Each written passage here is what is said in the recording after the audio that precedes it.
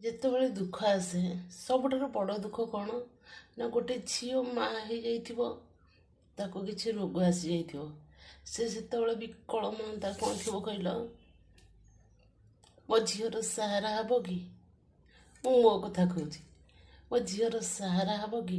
କେବଳ ପାଠ ପଢ଼ିବା ପାଇଁ ତାକୁ ଭଲ ତାଗିଦ କରିବା ଦରକାର।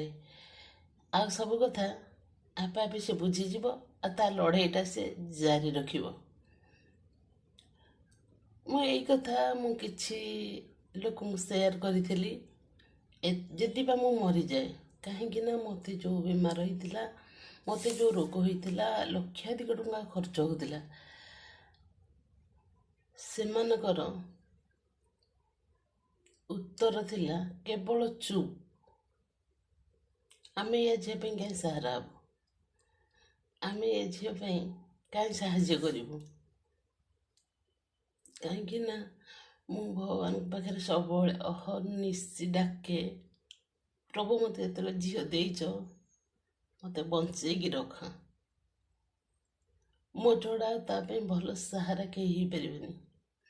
ମୁଁ ଆଜି ଏଇ କଥା କହିନଥାନ୍ତି, କାହିଁକି କହିଲି, ସେଇ ଲୋକମାନେ ଯେତେବେଳେ ଆଜି ଆସି ହାତ ବତ ହୁଅନ୍ତି, ତ ଝିଅର ଆମେ ଭଲ ସାହାରା ହେଇପାରିବୁ, ମୋର ଉତ୍ତର ଥାଏ, ତା ମା ବଞ୍ଚି ସାରିଛି, ମା ଠାରୁ ଭଲ ସାହାରା ଆଉ କେହି ହେଇପାରିବେନି। ସେଇ ଦିନ ଗୁଡ଼ାକ କେମିତି କଟିଛି ମୁଁ ଜାଣିଛି। ସେଥିପାଇଁ ଅଳ୍ପ କଥା କୁହେ, ଅଳ୍ପ ହସେ, ଦୁଃଖକୁ ସବୁବେଳେ ଅହର୍ନିଶି ମନେ ପକାଏ।